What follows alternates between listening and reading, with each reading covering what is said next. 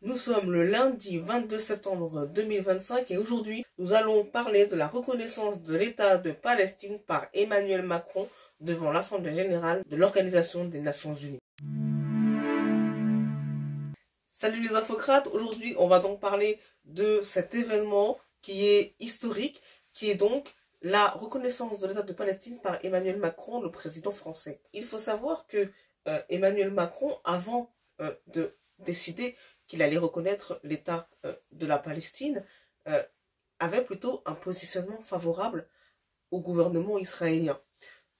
Par exemple, il y a 6 mois, la Cour pénale internationale a émis un mandat d'arrêt contre le Premier ministre israélien, Benjamin Netanyahou, pour des soupçons de génocide, de crimes de guerre et de crimes contre l'humanité du gouvernement israélien en Palestine, à Gaza, notamment dans la bande de Gaza. La Cour pénale internationale avait émis ce mandat et donc demandait aux différents États d'arrêter le Premier ministre israélien, Benjamin Netanyahou, si jamais il se trouvait dans leur territoire. Or, qu'a fait Emmanuel Macron à ce moment-là? Il s'est empressé de faire déclarer son ministre des Affaires étrangères, M. Barrot, dans la presse, qu'il n'arrêterait pas Benjamin Netanyahou et que s'il passait sur son territoire, il serait libre de ses mouvements. Il n'arrêterait pas Netanyahou pour le livrer à la Cour pénale internationale. Puis, qu'est-ce qui s'est passé? 2 fois, Benjamin Netanyahou est passé dans l'espace aérien de la France en avion pour se diriger vers les États-Unis. Et par 2 fois, le gouvernement français a laissé passer Benjamin Netanyahou malgré le mandat de la Cour pénale internationale.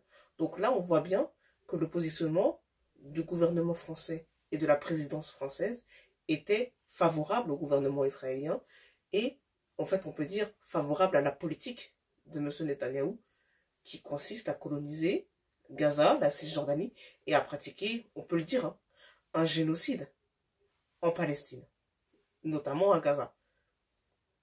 Donc, c'est très étonnant cette reconnaissance de la Palestine, puisque ça va à l'encontre de la politique du gouvernement israélien.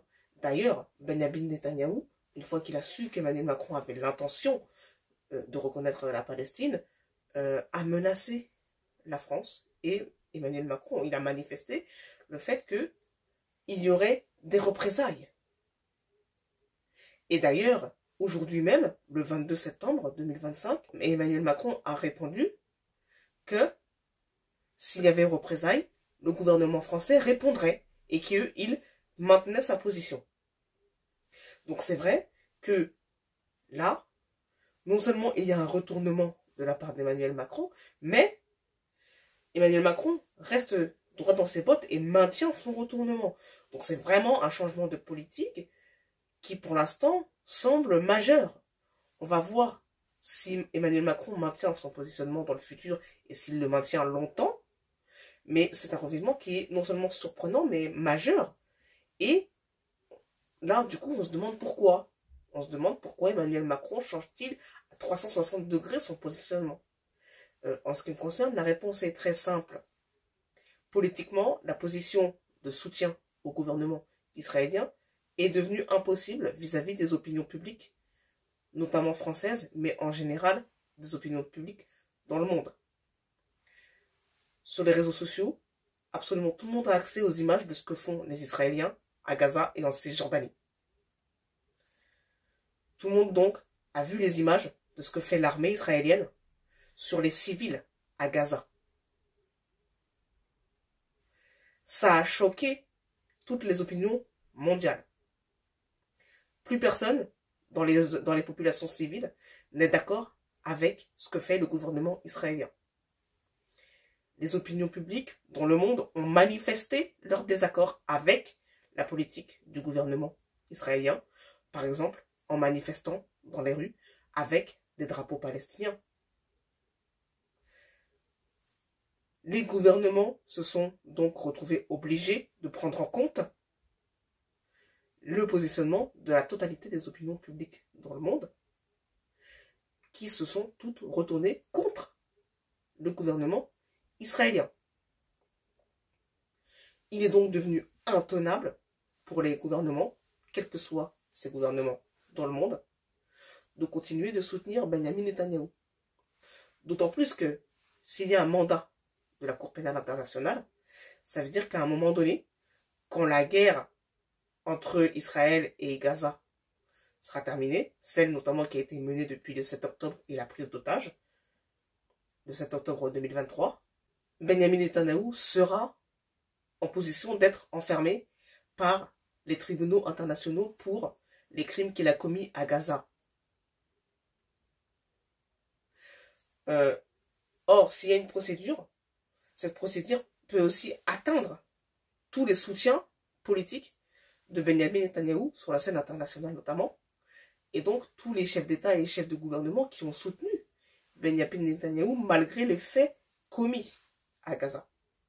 Et des faits commis qui ont été documentés et filmés, donc des faits commis sur lesquels il y a des preuves avérées, certaines, que tout le monde a vues. Donc, des faits qui sont incontestables. Emmanuel Macron le sait. Emmanuel Macron a vu les images. Emmanuel Macron sait que tout le monde a vu. Donc Emmanuel Macron sait que s'il continue à déclarer qu'il soutient Netanyahou et à agir comme il soutient Netanyahou, tout le monde va lui demander qu'est-ce qu'il fait. Plus personne ne pourra être d'accord avec ça. Tous ceux qui auront vu les images et qui sauront ce que fait Netanyahou à Gaza verront que Emmanuel Macron a un positionnement de soutien et diront que c'est pas possible. Donc, Emmanuel Macron sait que politiquement, son avenir politique dépend du fait qu'il arrête de soutenir Netanyahou parce qu'il sait qu'il va se retrouver avec tout le monde contre lui s'il continue de soutenir Netanyahou. Donc, Emmanuel Macron est dans une phase où il se désolidarise de ce qui se passe à Gaza et de ce que tout le monde a vu. Donc, c'est un calcul politique pur et simple. Et il n'y a aucun doute sur ça. Il n'y a aucun doute à avoir sur ça. Ceci étant dit, on ne peut pas non plus éliminer l'hypothèse d'une forme de sincérité quand même, dans le sens où s'il y a un retournement, ça veut quand même dire qu'il y a quand même une forme de prise de conscience qu'on est en train de dépasser un seuil de gravité tel que ça correspond même plus au principe d'humanité que la France a elle-même inventé et universalisé. En fait, même s'il y a un calcul politique qui est réel, on va quand même pas commencer à nier, en fait, à un moment donné, il y a aussi une distorsion morale entre ce que la France a inventé en termes de droits de l'homme et ce qui est en train de se passer à Gaza. Et en fait, à un moment donné, il n'y a plus personne qui peut soutenir ça, de fait, de toute façon, politique ou pas politique. Et il y a aussi, je pense, une forme de prise de conscience que, en fait, il y a des limites humaines à tout, y compris dans le plan du gouvernement israélien de réussir à étendre la carte du Grand Israël. Puisque c'est de cela qu'il s'agit. Donc en fait, si vous voulez cette reconnaissance de la Palestine qui va avoir lieu à l'ONU, c'est un événement historique à deux égards. C'est un événement historique parce que la position de la France, c'était une position de soutien à Israël, que maintenant cette position a totalement inversé. Donc c'est un changement de doctrine de politique internationale sur cette question-là qui est radicale. Donc c'est une décision historique à ce point de vue-là. Et c'est une décision historique parce que c'est aussi un des premiers moments où, sur le plan international, Israël est contesté. Même si c'est des anciens alliés, Israël commence à être contesté. Et aujourd'hui, donc sur le plan politique, et aujourd'hui, on commence à voir que les gens se réveillent et que ce que fait le gouvernement israélien n'est plus soutenable par personne. Ceci étant dit, il faut quand même rappeler que le positionnement français est contesté par les États-Unis. Les États-Unis reprochent à Emmanuel Macron cette reconnaissance de la Palestine. Mais ceci dit, la France emporte avec elle une dizaine de pays qui vont aussi reconnaître aujourd'hui l'État de Palestine devant l'ONU. Donc la France a une voix qui a porté. Et c'est aussi ça qui fait que cette décision est historique, c'est qu'il y a eu une portée qui a emmené plusieurs pays sur la scène internationale à avoir le même positionnement. Donc historiquement, l'histoire retiendra que la France a pris une décision qui a eu une influence sur d'autres États. Donc ça aussi, ça rend la décision historique. Mais ce qui est le plus important, c'est que cette décision est devenue historique parce que désormais, Israël n'est plus un gouvernement qu'on soutient sans faille et qui peut menacer tout le monde et qui fait peur. Aujourd'hui, même avec les menaces, puisqu'on sait que Netanyahou a menacé Macron, même avec les menaces, maintenant, plus personne n'a peur et plus personne ne craint un anathème d'antisémitisme. Et on sent que le gouvernement israélien perd de sa capacité à menacer et à faire peur. Voilà, et je pense que c'est ça qui commence à être déterminant ces jours-ci. Voilà, c'est la fin de cet édito. J'espère qu'il vous aura permis de vous informer. Et je vous dis à bientôt dans un prochain édito. Salut!